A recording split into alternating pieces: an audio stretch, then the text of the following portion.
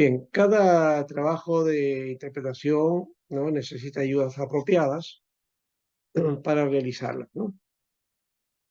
Y es la forma o el mecanismo de trabajo que tiene dos tipos aquí, ¿no? Unas incorporadas a su persona, o sea, habilidades, conocimiento, experiencia, ¿no? Las habilidades que ustedes tienen, los conocimientos, las experiencias que han acumulado, eso sirve para la interpretación.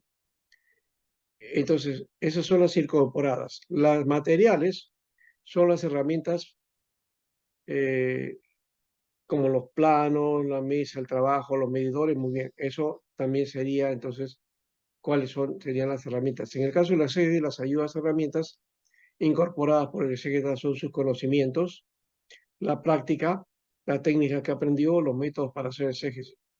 Las herramientas materiales son determinadas o determinados libros, manuales, diccionarios, textos. Estos a su vez son la materia prima y su trabajo, como son la madera o el cuero en el caso del artesano, ¿no? Entonces, las herramientas materiales, libros sobre exégesis, manuales, diccionarios, ¿no? Y todos textos de estudio exegético, ¿no? Así que los grupos de herramientas como la incorporada y las materiales van a posibilitar el trabajo.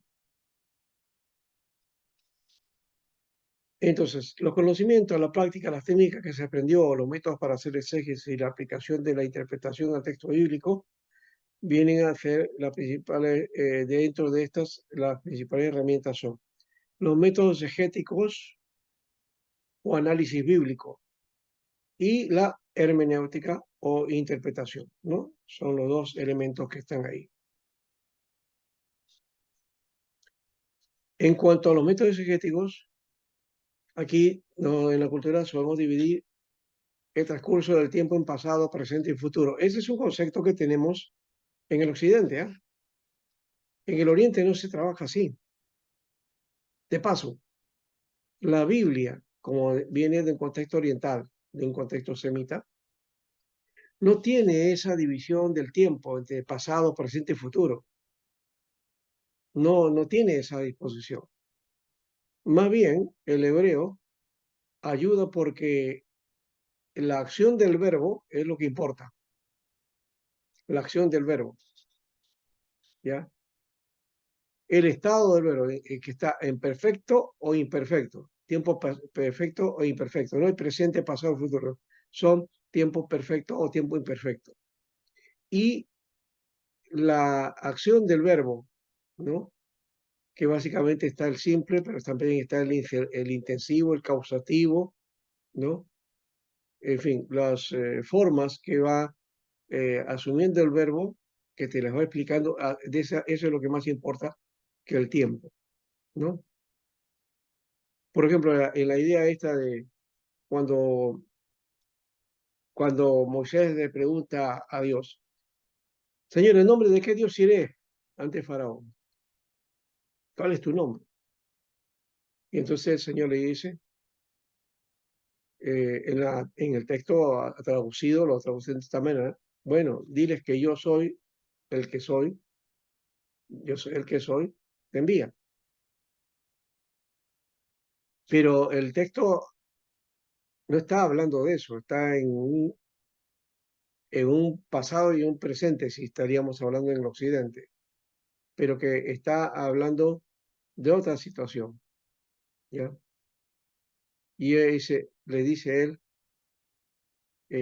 yo seré el que estaré. ¿Mm? Yo seré el que estaré. O lo que le está diciendo es, yo estaré contigo, yo estoy contigo. ¿Qué problema tienes? Yo estoy contigo. Entonces dile, yo estaré, ¿ya? ¿Ya? El que está contigo, el que es y el que será, ¿no? Entonces, hay otro aspecto. Entonces, aquí en nuestra cultura, entonces, cada cosa tiene su pasado, su historia, su formación. tiene su propio presente, ¿no? Lo que vendría a ser la cosa en sí. Y luego tiene sus efectos sobre quienes la reciban, o rechazan o investigan y creen, que es el futuro, ¿no? Los métodos exegéticos tratan de hacer justicia a estos tres momentos del mismo texto sagrado, pero ya hemos dicho, la cultura nos ve de otra manera. Es imposible aislar la Biblia y su propia historia, por lo que se debe trabajar con los métodos que investigan la historia y concretamente investiga la literatura antigua. No es una opción adicional o voluntaria. Tampoco es un pasatiempo de estudiantes de teología o de profesores, sino es una obligación. Renunciar a esos instrumentos equivale a ser ingenuo, pues nadie tiene acceso directo a la Biblia. En ese sentido, los métodos empleados por la exégesis son los mismos que se aplican en el estudio de otros textos de la antigüedad. Y se debe considerar que la Biblia es escritura sagrada para la iglesia cristiana y también para el Antiguo Testamento para la religión judía, ¿no? Que tiene la regla de norma, ¿ya? Y que es la palabra de Dios. ¿Ya? Ahora, hay que considerar también estos pasos que la Biblia debe ser interpretada teológicamente por ser escritura sagrada de los cristianos. O sea, no solamente ver la cultura, lo histórico, sino también el aspecto teológico. Y para ello se necesitan más pasos que los métodos exegéticos. El mismo intérprete es cuestionado y desafiado por el mensaje de los textos. Implica que debe hacer hablar nuevamente al texto y actualizar con nuestro lenguaje y la intención original de la palabra bíblica. Es decir, convertir la palabra antigua en discurso actual. Así que los métodos exegéticos son solo parte del proceso de explicación e interpretación. Es necesario clarificar históricamente los problemas, dar orientación, corregir teologías, pero son solo un camino, no la meta en sí. Son parte de la comprensión, no su totalidad, ¿no? Y aquí está un dato importante, ¿no? De los métodos exegéticos de la hermenéutica. Aquí miramos, por ejemplo, en la hermenéutica, qué es lo que debemos hacer. Este método es interesante, creo que es de Leonardo Boff, me parece. ¿Ya? Entonces, el análisis de realidad es la sospecha hermenéutica, es el ver el texto. El juzgar sería la exégesis. Juzgar es la investigación. Y luego actuar, que es la contextualización, que siempre tiene que ver con la acción pastoral, ¿no? Es decir, la respuesta, ¿no? Pastoral, de cómo entiendo el texto y cómo yo reacciono al texto, ¿no? Y cómo lo aplico, ¿ya? Porque la idea está por ahí, ¿no? Entonces, ver, juzgar y actuar. Son tres momentos. Estos tres momentos se le llama el círculo hermenéutico también. El círculo hermenéutico, ¿ya?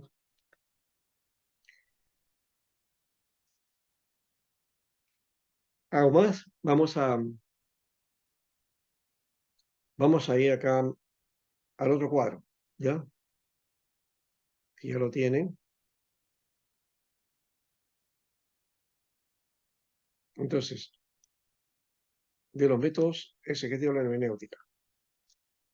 Hay que hacer la sospecha ideológica, ¿no? La sospecha, es decir, las interrogantes que surgen al leer el texto, ¿no? Cuando decimos que surgen las interrogantes no significa que surgen dudas. Las preguntas no es para dudar o porque estás dudando. Las preguntas que se hacen al texto implica que estás entendiendo. Y de acuerdo a la pregunta, a la forma, a la pregunta que tú haces, a qué es lo que estás preguntando, y qué intención tiene tu pregunta, es que vamos a ver el grado de interpretación que tienes, ¿no? Las interpretaciones no son inocentes, pertenecen a grupos con interés propio. Por ejemplo, uno en teología vas a tener diferentes abanicos, empezando, por ejemplo, por la teología reformada, la teología calvinista, la famosa teología de Calvino, que no es de Calvino, es de los seguidores de Calvino, ¿no? especialmente los puntos calvinistas, ¿no? Que eso no lo inventó Calvino, es de los seguidores de Calvino y que este, reaccionaron frente a las propuestas de Arminio, que también era calvinista, y que de paso vivió calvinista toda su vida y murió calvinista, pero que ahora es parte de otro grupo, ¿no? De los arminianos, ¿no? Son los arminianos que hicieron el movimiento después, posterior a Arminio, ¿no? Y se alejaron del calvinismo. Pero Arminio es calvinista, su pensamiento es calvinista, finalmente todos son calvinistas, ¿no? Bueno, entonces, hay grupos de interés, ¿no? La Iglesia de Roma tiene sus puntos teológicos, la Iglesia Reformada tiene sus puntos, los luteranos tienen sus puntos teológicos, los anglicanos tienen su punto de vista teológico, ¿no? La Iglesia protestante evangélica, fundamentalista de Norteamérica, tiene sus puntos de interés propios, ¿no? La Iglesia evangélica en Latinoamérica, influenciada por el evangelismo, el evangelicalismo americano, fundamentalista, ¿no? Tiene sus semejantes, tiene sus intereses muy parecidos.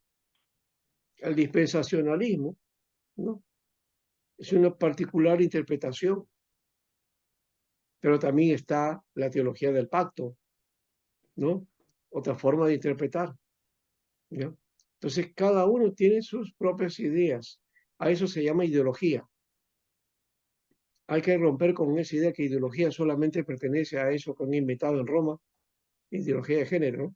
Ustedes saben que la palabra ideología de género es de origen católico, ¿no? Ellos inventaron ese nombre, ideología de género.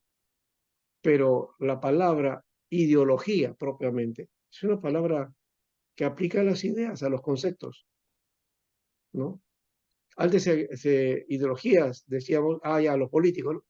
El marxismo, el capitalismo, ¿no? El liberalismo, ya, ideologías. Pero también hay ideologías religiosas, ¿ya?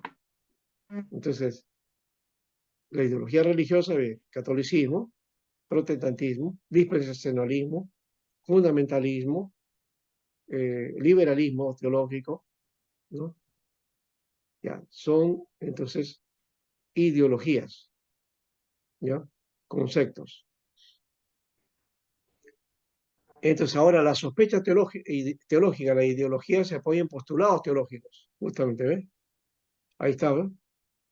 Los postulados teológicos, calvinistas, anglicanos, luteranos, puritanos, evangélicos, fundamentalistas, liberales, ¿no?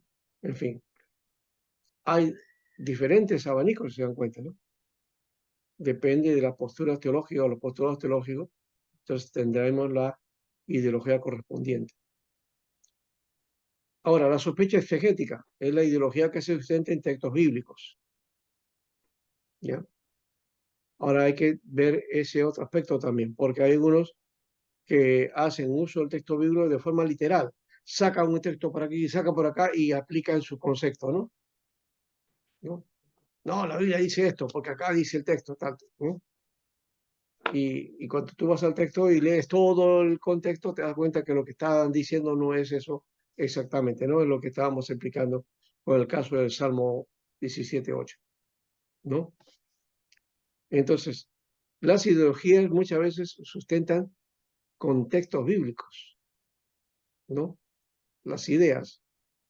¿Por qué la mujer no debe predicar en la iglesia? Acá Timoteo dice, Pablo dice en Corinto tal cosa, ¿no?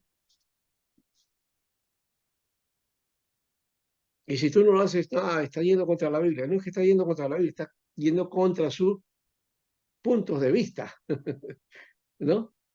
Contra sus puntos de vista. Nueva exégesis, gracias a las nuevas herramientas y a los métodos exegéticos. Aquí está entonces el círculo hermenéutico, método exegético, análisis bíblico.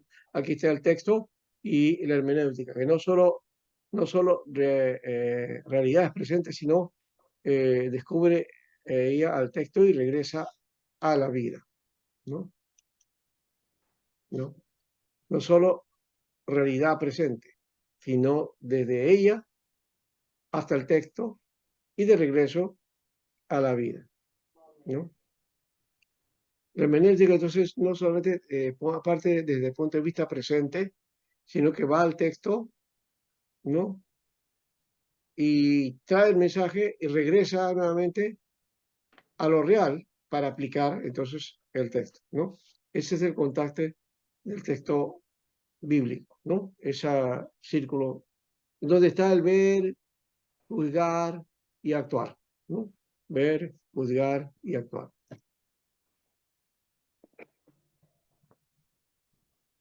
Esa es desde la perspectiva de este aspecto de la hermenéutica, ¿no?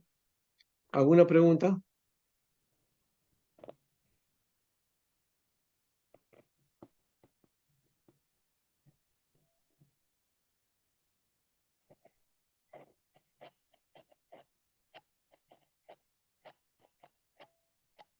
Ujú. Silencio, ¿no? Silencio en la noche. Pastor, ese Sí, cuadro que usted nos acaba de mostrar de los métodos exegéticos, hermenéuticos, ver, juzgar y dictar, ese es, esa es la aplicación que tenemos que seguir cuando hacemos hermenéutica. sí, sí, en alguna manera sí. Aunque es un método, una forma, ¿no? Que no debe ser rígida, ¿ya? Pero que se acerca de alguna manera a lo que necesitamos nosotros realizar, ¿no? Ya pasó, correcto. Vale, apúrate ya porque te vas a ir a dormir antes de las 10, ¿ah? Apúrate. Muy bien.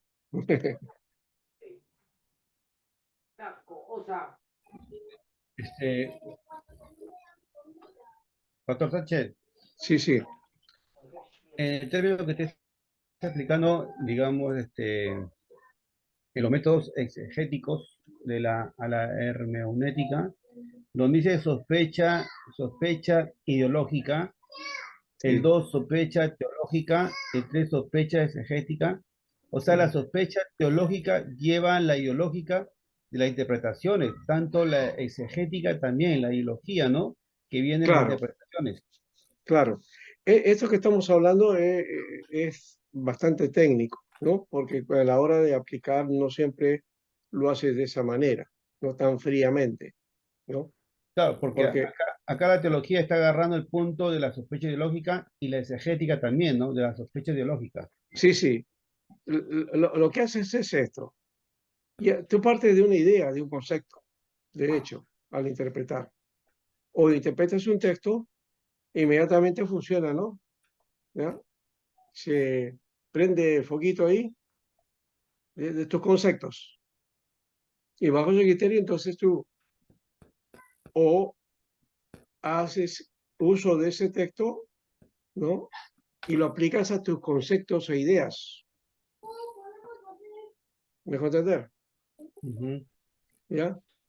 O lo otro es, ¿qué me está queriendo decir este texto? Ajá. Por ejemplo, que cuando habla acerca del carácter santo de Dios, ¿te aplica eso a mi vida o cómo debo entender la santidad? Ahí estás haciendo una sospecha ideológica. ¿Por qué? Porque tú tienes que ver qué conceptos tienes sobre la santidad. Si tienes la idea de santidad, como lo mencionó por ahí alguien, santidad como una perfección de vida, eso solamente puede ser para Dios. ¿no es cierto? Ya. Pero si tú tienes el concepto de santidad como consagración, dedicación a Dios, tiene otras maneras de pensar. Y tu interpretación va a ser también en esa función, sea en la primera que mencionamos, ¿no? Donde se exige y de repente te pones una postura legalista, ¿no? De aplicación del texto así, radical, porque tiene que ser perfecto, tiene que ser completo, y si no eres así, entonces, humíllate, ¿no? Ya, o corrígete. Pero no aplicamos esto desde la perspectiva, ¿no? Adecuada que nos permita a nosotros explicar la santidad de otro modo, porque una cosa, como ya lo explicó el hermano, es la santidad que se aplica a Dios o el concepto de santidad sobre Dios, ¿no? Que tiene que ver con su carácter y, y su perfección. Y nosotros, en cuanto a santidad, es cómo respondemos a eso. ¿Ya? Son dos cosas distintas. Entonces, yo respondo a mi teología. Yo respondo a mi teología. ¿Mm? ¿Por qué creen ustedes, por ejemplo, que los trinitarios de los que son de la tendencia a tomar el textus receptus como base y rechazar el texto crítico? Te dicen ellos, por ejemplo, en la Biblia, en el texto crítico, en Lucas no aparece este género, no sale así, no con oración y ayuno, solamente dice oración. Entonces, quiere decir que Lucas, que el Nuevo Testamento está en contra del ayuno. Entonces esta Biblia está tergiversada porque está en contra del ayuno. ¿Qué están haciendo ahí?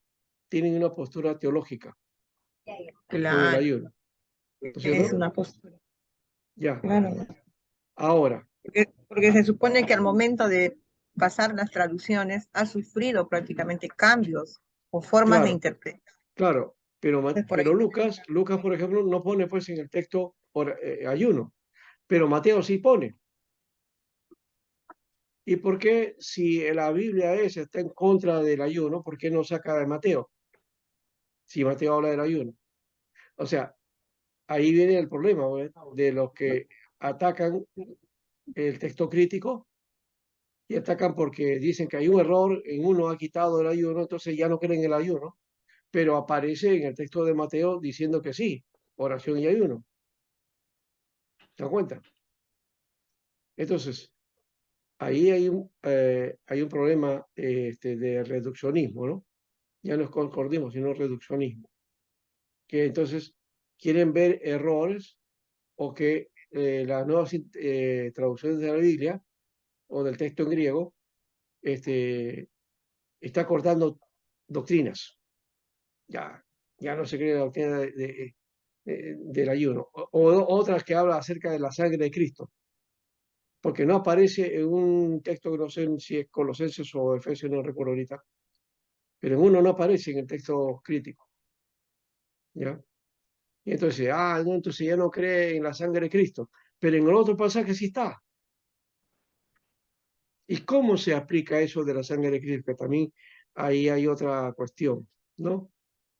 Que yo lo veo ahí extraño. No es la forma de interpretar el texto o hacer doctrina de la sangre de Cristo, ¿no? Ya se usa ¿cómo lo podríamos decir? Como una especie de ídolo, ¿no? Cúbrete con la sangre de Cristo, dice. La sangre de Cristo tiene poder, pero eso me está explicando una forma de pensamiento, de teología. En realidad, estamos utilizando como amuleto, ¿no? La sangre de Cristo. Como que cubriendo con la sangre ya estás cubierto de toda tentación o todo ataque del enemigo. O que es como el aceite, ¿no? Ya, el aceite. Te pones aceite acá en la cabeza, te unges con aceite y ya estás ungido y ya estás librado de cualquier problema, ¿no? Eso, por ejemplo, no es una práctica adecuada. ¿no? Pero lo hacemos, se hace como simbolismo, claro, como simbolismo puede ser, pero ya estás utilizando un elemento que le estás dando un poder mágico. Entonces, la sangre de Cristo le están dando ese sentido mágico. Y no es eso. Cuando la Biblia habla de la sangre de Cristo, está hablando del sacrificio de Jesús, de su muerte, la cruz, del derramamiento de su sangre, en, digamos, a favor nuestro, ¿no? La redención, la remisión de nuestros pecados. Pastor, Eso es lo que hace la sangre. Sí, y esto, pastor, hace entrar a varios creyentes, ¿ah? Que tomen oración. La sangre de Cristo tiene poder, sana, sana. O sea, ¿cómo lo ve usted eso? claro, eso ya es pues, ¿cómo diríamos? Curanderismo, brujería, ¿no? Claro, porque en ¿No? realidad usted dice, la sangre de Cristo, digamos, es como que en Éxodo, ¿no? Habla, ¿por qué manchan los dinteles, las columnas de sangre de cordero? Digamos, ¿no? Es para Sí, que, digamos, el mal, digamos, no entre a esa casa, sí, ¿no? Y exacto, representa la sangre, digamos, de ese cordero. Y el cordero es Dios, sí, ¿no? Que fue claro, crucificado, pero ahora la sangre esa representa la salvación, ¿no? Que el Señor se exacto, entrega. O sea, no podemos exacto, tomar, claro. Ahora, es muy importante, claro, pasó también el aceite, ¿no? Porque el aceite mm, simboliza algo, digamos, ¿no? Pero realmente no sí, es tu fe la que te salva, ¿no? no, no pues, Es creer en Dios, Pastor, creer en Jesús. claro. pastor, Y la buenas, unción al final la tenemos pues, el pastor, buenas Espíritu noches. Santo nos ha ungido. Sí, hermano, Entonces, pastor, ¿está mal orar y decir te cubro con la sangre de Cristo? O claro, claro, lo correcto sería en el nombre de Jesús, claro, ¿no? sería en este caso, ¿no? Señor, ¿no? Tu sacrificio, ¿no? Tu Ajá. sangre derramada en el Calvario, ¿ya? Que me ha Ujú. redimido, ¿ya? Me salva y me libra de toda situación. Eso es lo que tiene que ser. O sea, que la Pastor, sangre significa el derramamiento, su sacrificio. Eso es lo que hay que recordar siempre. pastor, Sí, pastor, le digo, y ese pasaje en Isaías cuando dice, por, por sus llagas fuimos curados, dice, ¿no? es lo mismo. Algunos utilizan ese término como algo místico, Sí, algo pues. Pero, como una y, cábala, algo así, ¿no? exacto, exacto. ¿Ya? En un sentido alegórico está bien, pero eso es el símbolo de su sacrificio. ¿Ya? Por su llaga fuimos curados, fuimos Pastor, pero salvados. si el Está texto hablando lo, del sacrificio. pastor, si el texto lo dice, es como una promesa, ¿no? Entonces, cuando uno No, ora, puede no, decir, no, no, no, no, no, no es promesa, no es promesa, cuidado, ¿no? eso no es ¿No es promesa. promesa? No, no, no, no. ¿Qué es entonces, pastor? Está hablando del sacrificio de Jesús. Ya. Está hablando de su sacrificio, que por su sacrificio somos salvos, porque la palabra Pero ahí salud, dice, ahí dice sanar. no, no, anda a otros traducciones, te vas a dar cuenta ahí. Algunos traducen, por su llaga fuimos sanados, por su llaga fuimos curados, por sus llagas, ¿no? Fuimos salvados, dice otro. La palabra salvación y salud tienen el mismo concepto en la Biblia. Salud y salvación. Por eso, en la antigua versión, en la 909, dice, este, eh, en cuanto al Evangelio, dice, es poder de Dios para salud. Sí. Y salud implica sanidad. ¿Ya?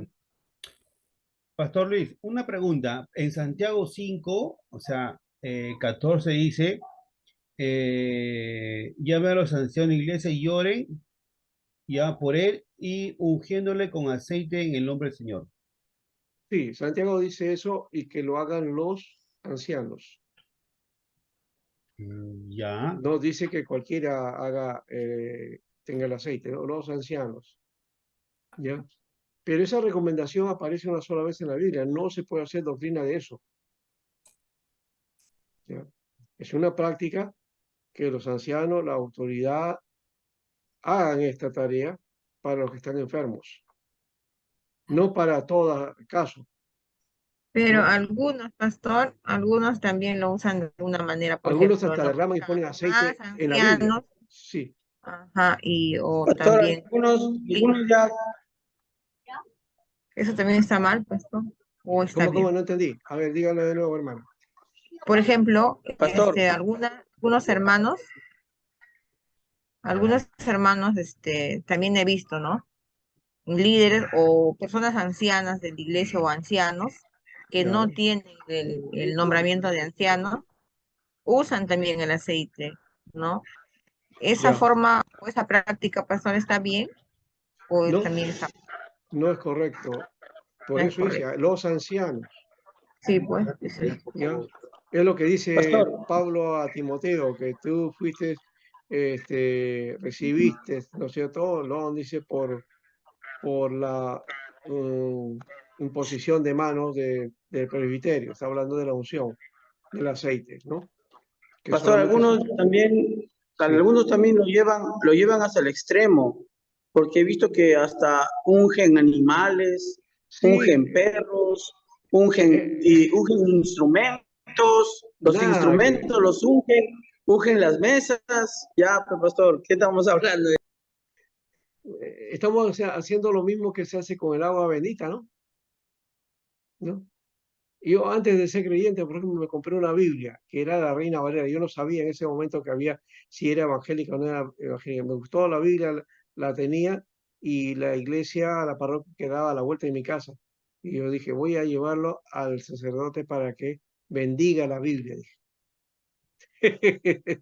Imagínate eso. Después me di cuenta, a los años, ¿no?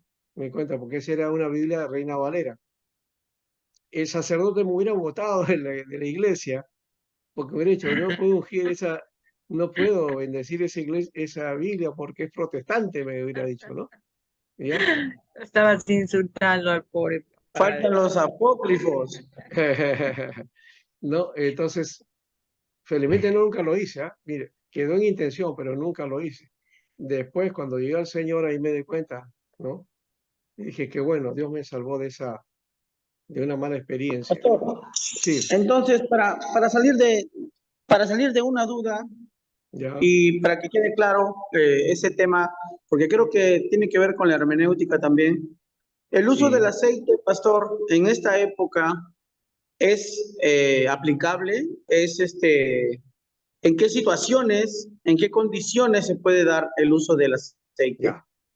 El aceite implica o simboliza unción, ¿ya? Se utilizaba para ungir a los reyes, para ungir a los sacerdotes, ¿no? Y para la práctica profética también, ¿no? Entonces la unción o imponer manos se aplicaba en esos términos. Reyes, Ya. sacerdotes y profetas. Bien. Sí.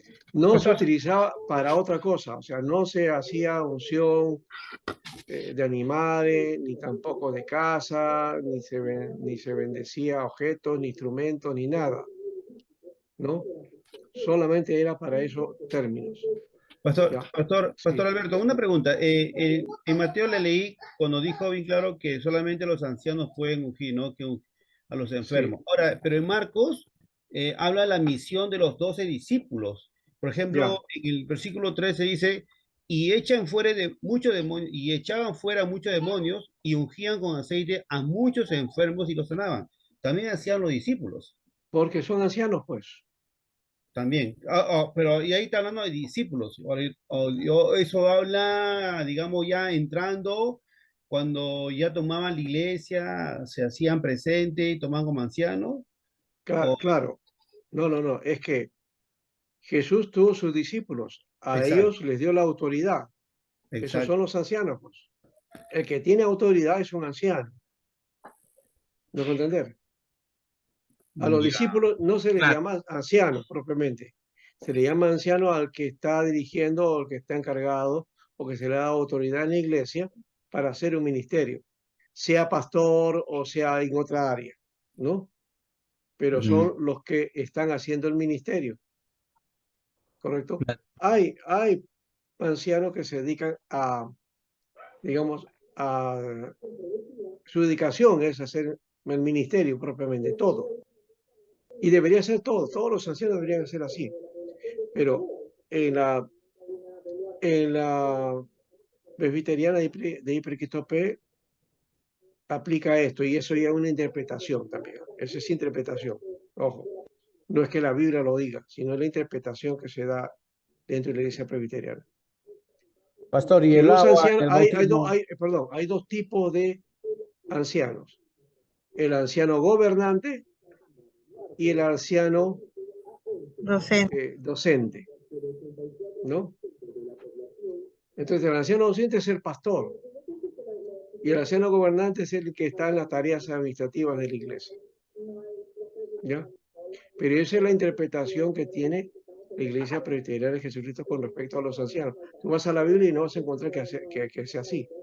Los ancianos no están dedicados a la administración o a los quehaceres administrativos de la iglesia.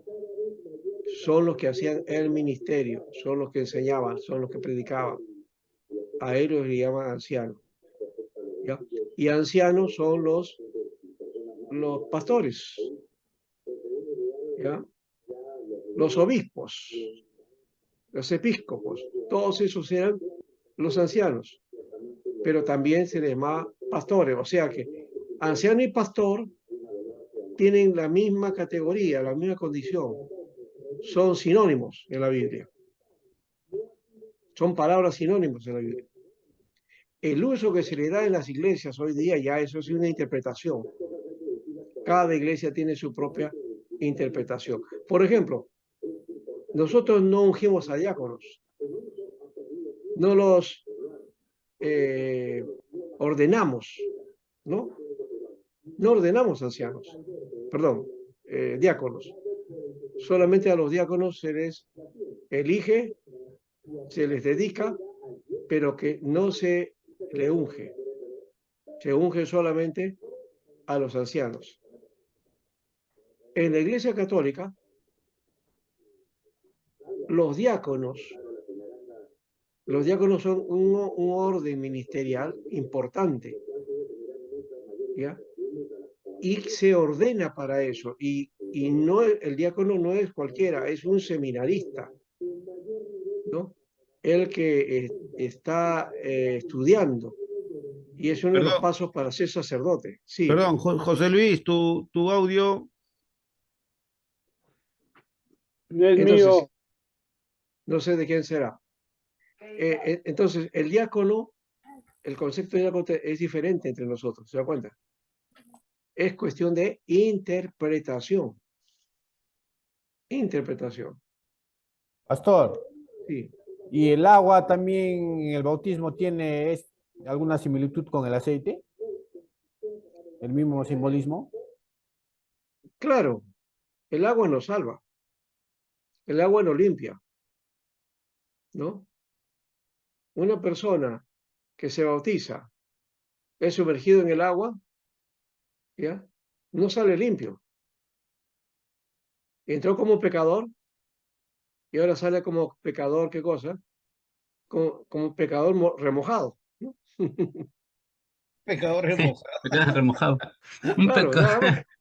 remojado y mojado. ¿Ya? Entonces, el Un agua pecado no lo arrepentido, purifica, limpio. el agua no lo limpia, el agua no limpia pecados.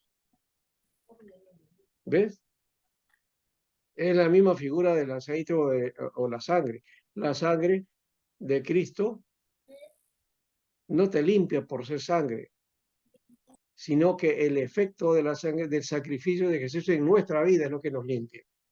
Y ahí es donde está aplicando el derramamiento de la sangre de Jesús, concepto de la redención, el perdón de nuestros pecados, lo que ha producido ese derramamiento, ¿ya? Y ahí está el poder. Ese es el poder de la sangre, que nos ha librado de la condenación, ¿no?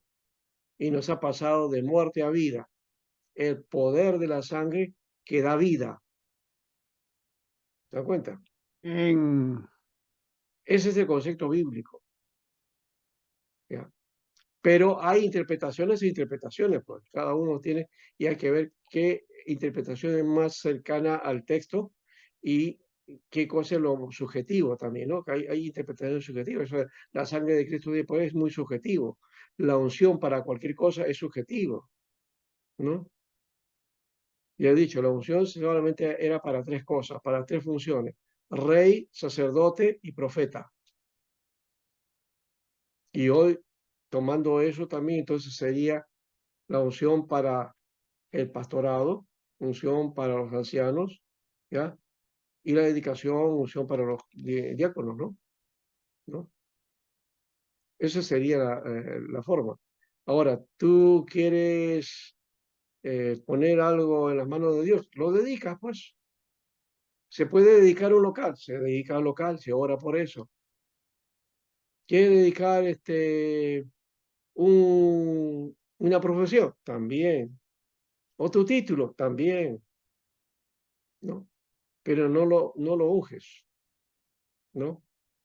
La unción que habla Santiago es para la sanidad, para la sanidad. Ahí sí utiliza el elemento y pone el símbolo de la sangre, pero, perdón, del aceite. Pero no es el aceite que sana. Santiago 5. Wow. Dice ahí que si el enfermo confiesa sus pecados, si tiene pecado y los confiesa, será sano. ¿Sí o no? Eso es lo que dice el texto. No dice que el aceite lo va a sanar, ¿no? El enfermo El confesará sus aceite es algo pecados. simbólico nada más, pastor, entonces. Claro, Así como el agua también. claro. ¿Qué dice ahí en el texto de Santiago? ¿Qué dice? Y la fe salvará al enfermo. Y si tuviere pecados, se le serán perdonados. Dice, ¿no? Claro, dice la oración, dice, de fe salvará al enfermo. Ya, la oración de fe salvará al enfermo. ¿Se da cuenta? No es el aceite, es la oración. Y la oración de fe, dice, ¿no? Cecilia, La oración de fe. No es la oración en sí misma, tu fe te vas a dar, ¿eh? claro. Entonces, Pastor, cuando sí, uno sí. ora no es correcto, entonces decir la sangre de Cristo tiene poder. O sea, no es correcto. No, no, ya no lo hagas, ya no lo hagas, ya. No, no, ya No, no. lo que puedes hacer es esto, ¿no? Ya he dicho, ya, la sangre derramada de Cristo en su sacrificio por mí me ha dado poder para salvación. Me ha redimido, me ha perdonado de mis pecados. Eso es lo que se debe decir en oración. No lo decimos. No. Generalmente no aplicamos eso como práctica. Debería ser como práctica hasta de doctrina, porque estás hablando de doctrina y Pues claro. de lo que le enseña la Biblia acerca de eso, del sacrificio de Jesús. ¿Ya? Ya, pastor. Entonces, hay cosas en la iglesia que usamos como idolatría, y una de ellas es la sangre, otra es el aceite, en otros es agua, ¿no? En otros es se ha metido otras cosas también, ¿no?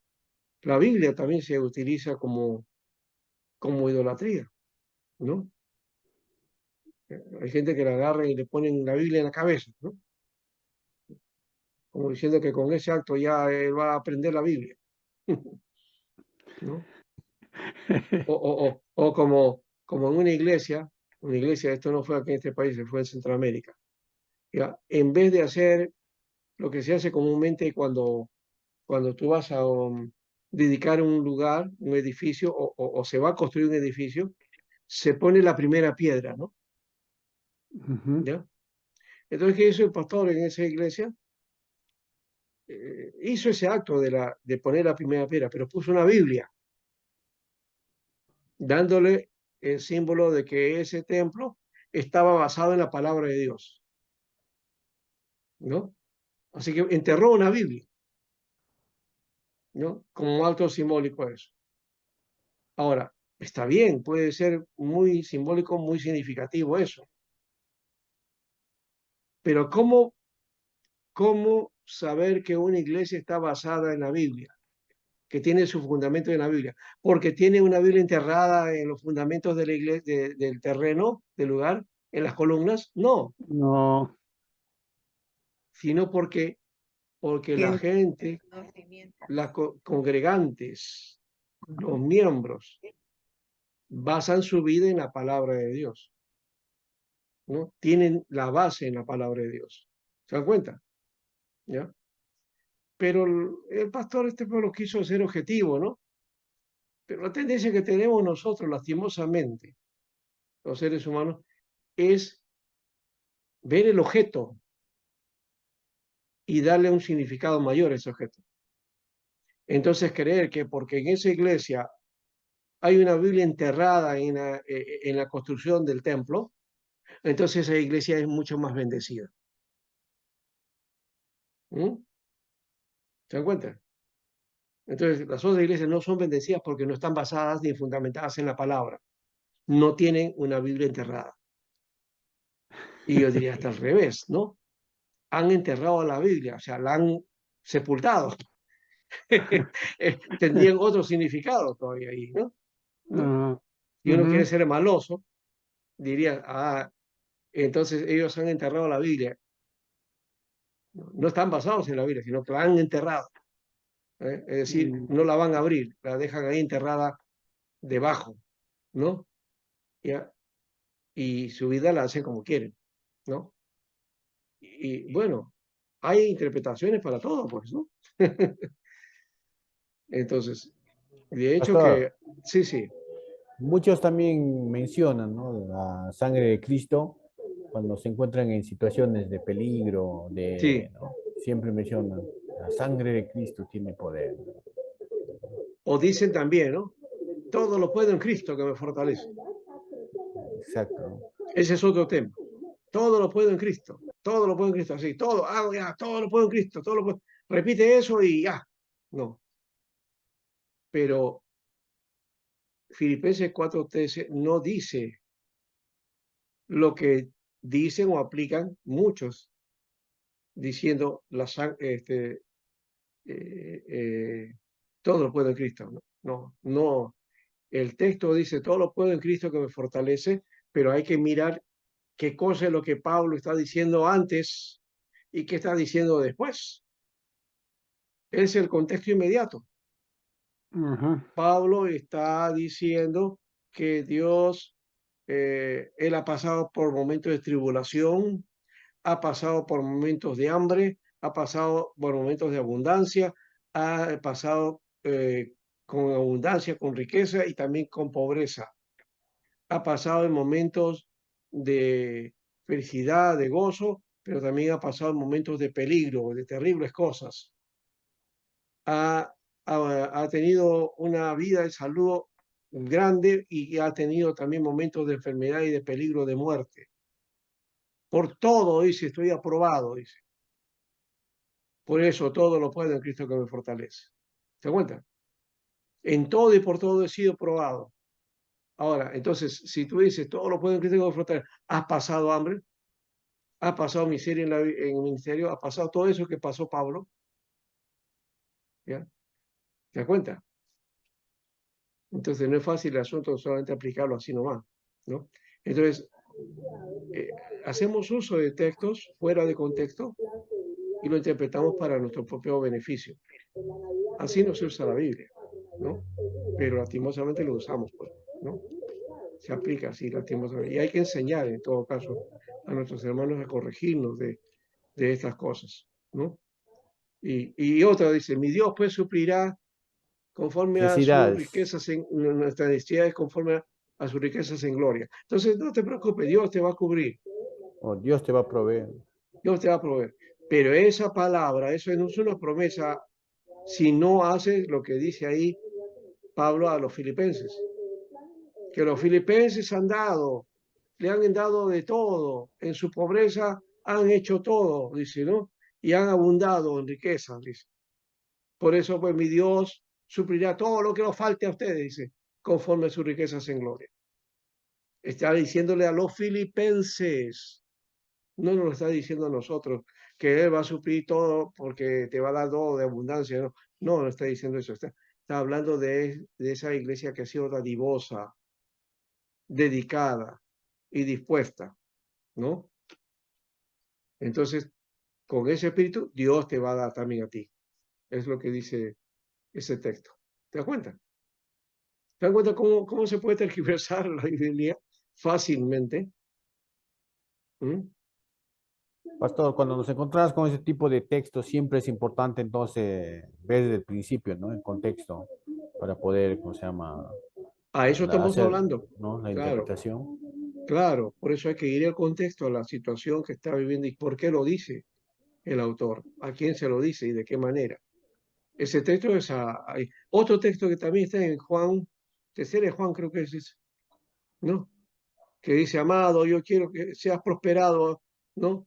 Así como prospera, dice, quiero que tengas salud, ¿no?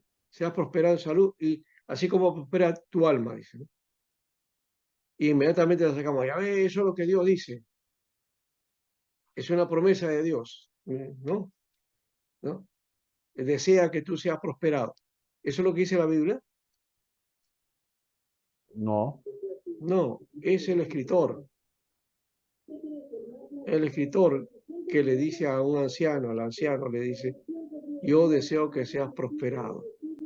Es un deseo personal, ¿ya? Que también podemos ponerlo como un deseo personal de parte de Dios, sí, también, pero no es exactamente el sentido del texto. O sea, no es que Dios le da a todos y que a veces dice la Biblia que te quiere Dios que seamos prosperados. No es que la Biblia no dice que Dios quiere que seas prosperado o que todos seamos prosperados. No dice el texto así, ¿no? Y, amado, deseo que seas prosperado en todo y que tengas salud a la vez que tu alma prospera, ¿no? Le está diciendo a Gallo, esta palabra es para Gallo, ¿correcto? Y desde esa perspectiva tenemos que hablar. Ya, ahora, lo que Pastor. podemos hacer es que desde esa perspectiva, si Juan desea que Gallo sea prosperado, es un deseo también que puede ser para toda la iglesia y para todos los hermanos. Sí, está bien, por ahí puede ser. ¿se puede tomar como referencia, pastor? Se puede tomar como referencia, pero no es que Dios dice, porque lo sacan así, ¿no? La palabra de Dios dice ahí, Juan dice, yo, amado, yo quiero que seas prosperado. ¿Quién dice eso? ¿Dios o No, dice Juan? Juan. Es Juan. ¿Y a quién lo dice? ¿A nosotros No. o al anciano Gallo? Al anciano Gallo. ¿Se da cuenta? Ahora, eso es lo que dice en el texto. Al anciano Gallo le dice que quiere que sea prosperado. Y el deseo de Juan. Por inferencia, podemos decir que el deseo de Dios es que todos seamos prosperados. ¿Ya? Y es un deseo, no es un hecho. No es que quiere Dios que todos sean prosperados, sino que es un deseo que todas las cosas le vayan bien. Eso quiere decir, ¿ya? Porque al final el cristiano es prosperado en todo.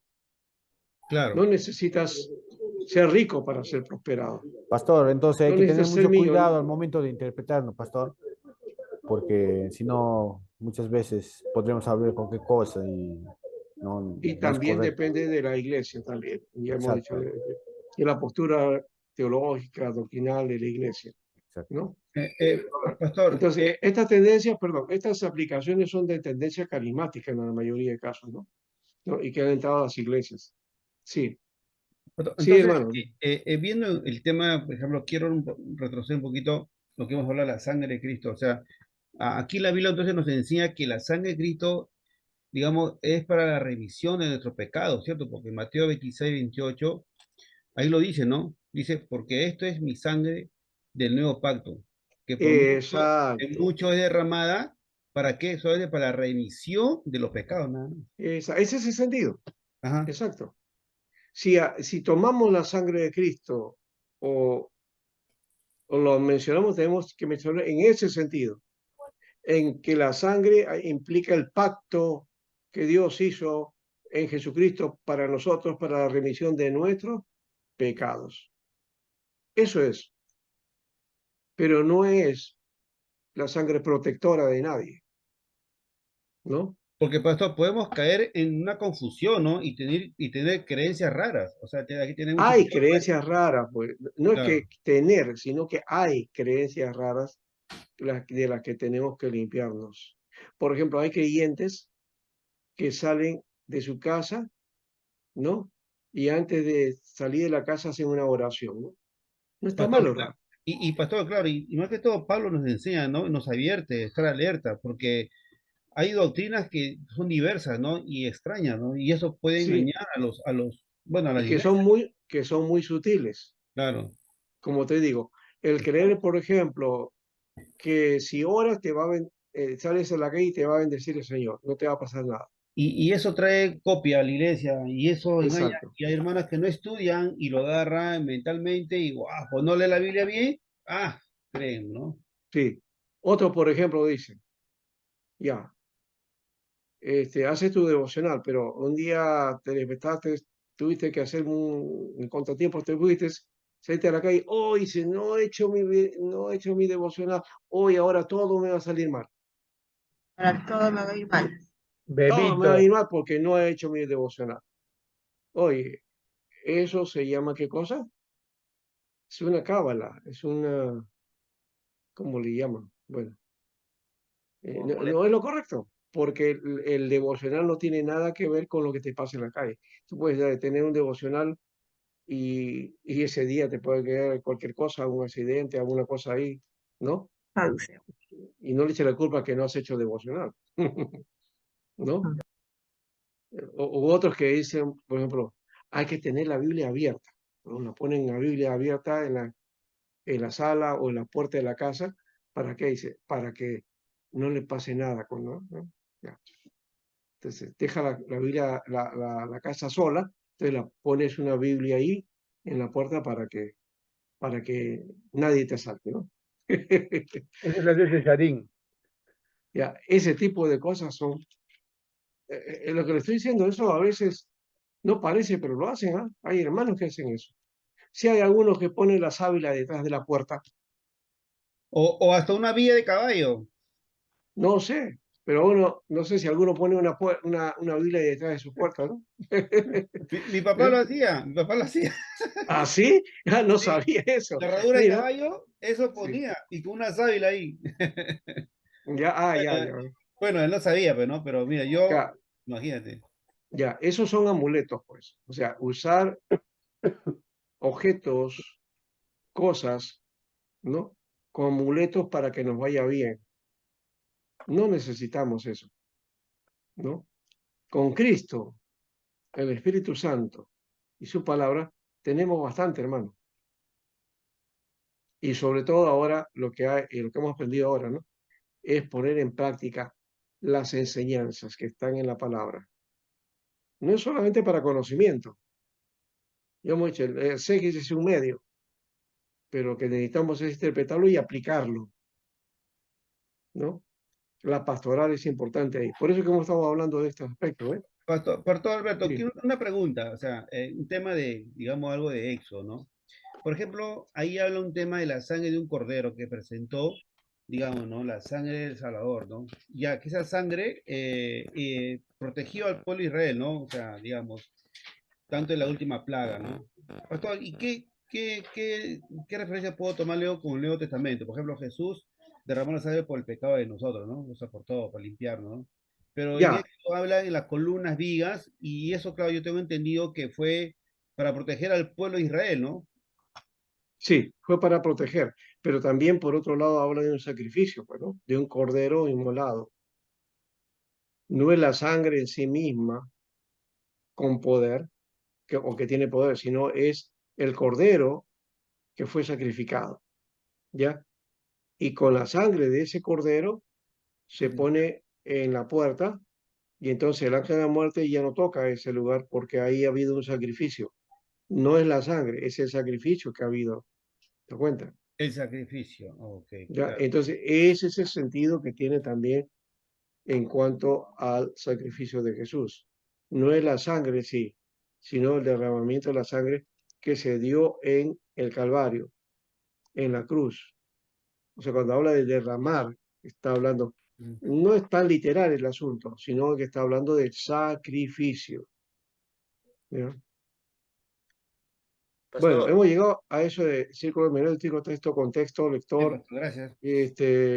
concordimos, hemos hecho eso. Lo que falta es el método histórico crítico, un poco vamos a trabajar la próxima semana, algo de análisis estructural y el análisis narrativo. ¿Ya? Eso nos falta ahí a terminar esta parte. Y ya luego vamos a ir al mundo social de la Biblia, ya, ver el aspecto de estudios literarios, la interpretación del Nuevo Testamento, que de alguna manera hemos estado aplicando con esto que hemos hablado ahora, la interpretación de las parábolas y todo eso, ¿no? Pastor, Ahora, sí, discúlpeme, no presenté por motivo de trabajo, pastor. Esto ya lo mando a mi tarea, por favor. ya, en todo caso, ya, ahora lo que quiero hacer es otra cosa, ¿ya? Ya que hemos hablado de estos aspectos y me deben esto de Génesis, ¿no? Vamos a hablar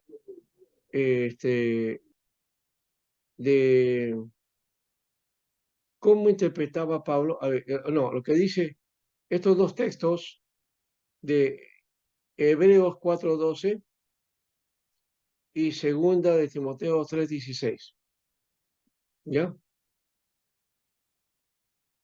Esos dos textos. Segunda de Y Timoteo. segunda de Timoteo Nuevamente, 3:16 y Hebreos 4:12, ¿ya? A ver, Hebreo 4:12 y 2 ujú, Timoteo 3:16, pastor. sí. ¿Qué me A ver, indicaron? léalo, léalo.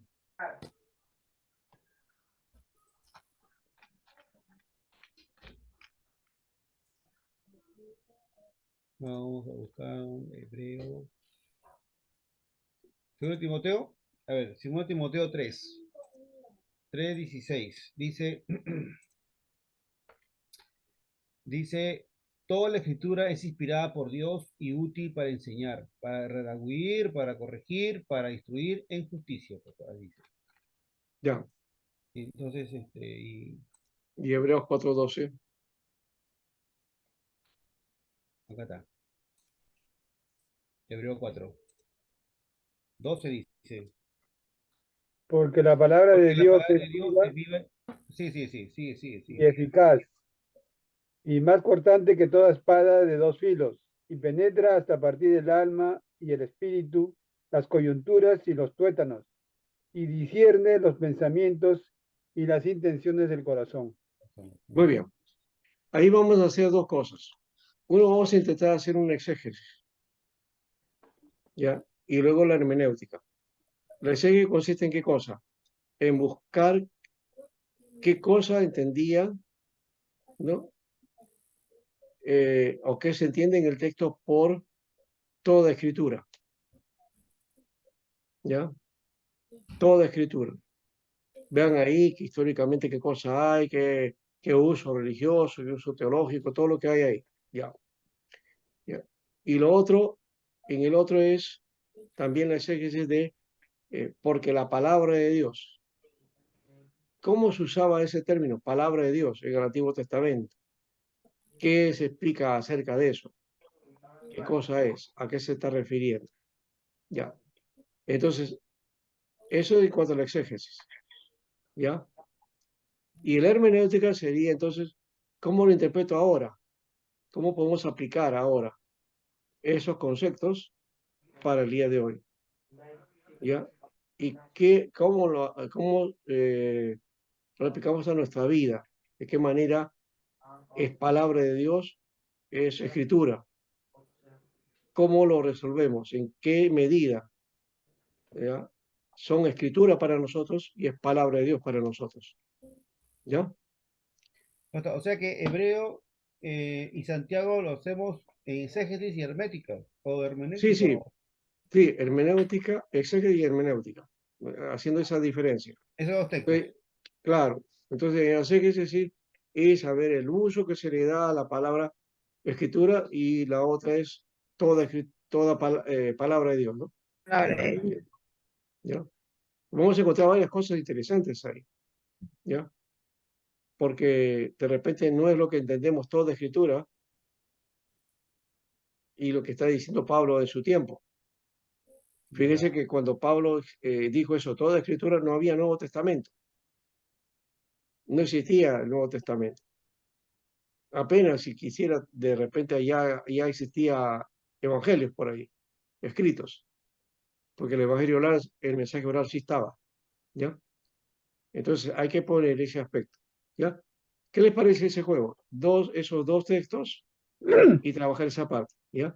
Entonces, el hecho histórico, cómo se utilizaba, el contexto cultural, qué se entendía por palabra de Dios, qué se entendía por escritura, ¿no? Cómo lo entendían los judíos, cómo se aplicó en el Antiguo Testamento, ¿no?